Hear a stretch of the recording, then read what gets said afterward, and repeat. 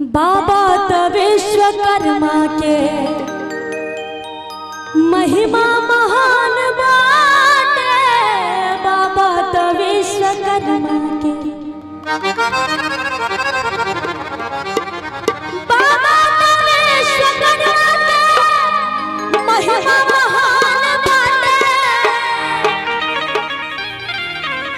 सब कर करज सवारेला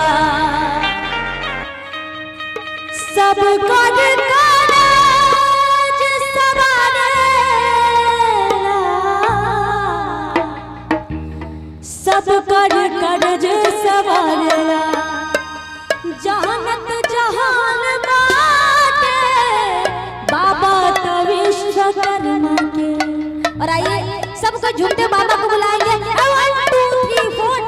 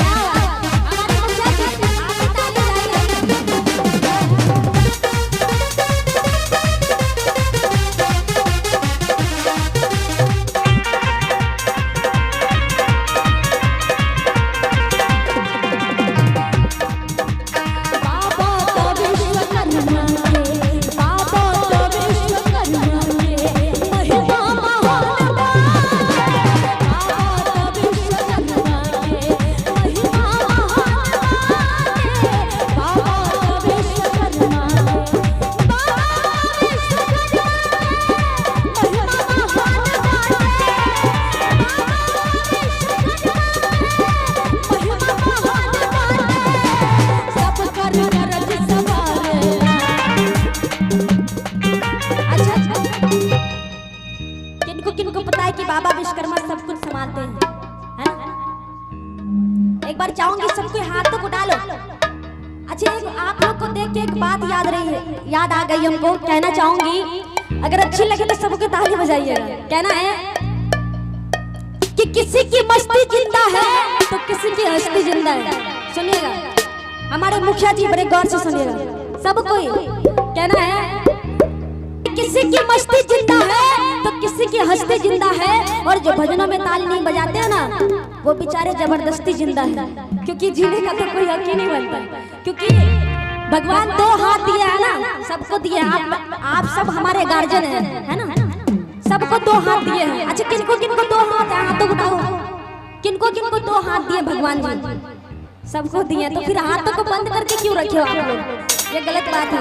सबको उठा लो, सबको। हमारे कुर्सी वाले, नहीं तो कुर्सी उठाना पड़ जाएगा।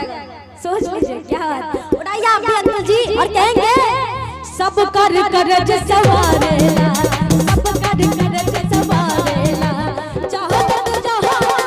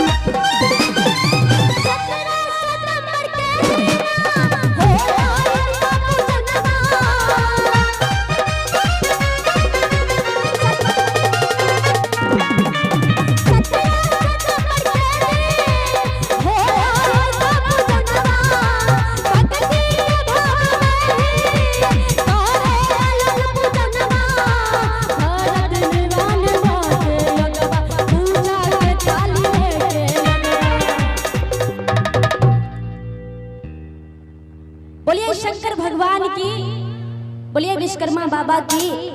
अच्छा एक बार आप लोग जोर से बोल दीजिए क्योंकि कैमरा में आवाज आ जाएगा, है ना, क्योंकि बाद में देखिएगा तो आवाज आएगा ना। हमारे जितने भी गार्जियन स्वरूप है सबको हाथ तक उठा लो, पहले आप लोग उठाएंगे तभी उठाएंगे, बोलो सबको उठा लो, सब हमारी माता बहन आप लोग भी, और कहेंगे पूजा के थाली लेके लगवा, पूजा के थाली लेके लगवा, भारत दिया बाबा को विश्वकर्मा के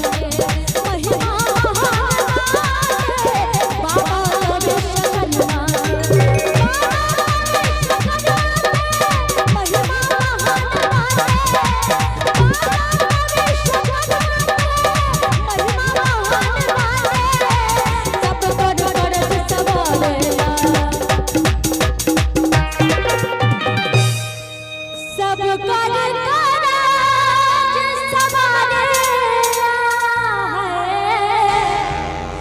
सब कर करज सवाल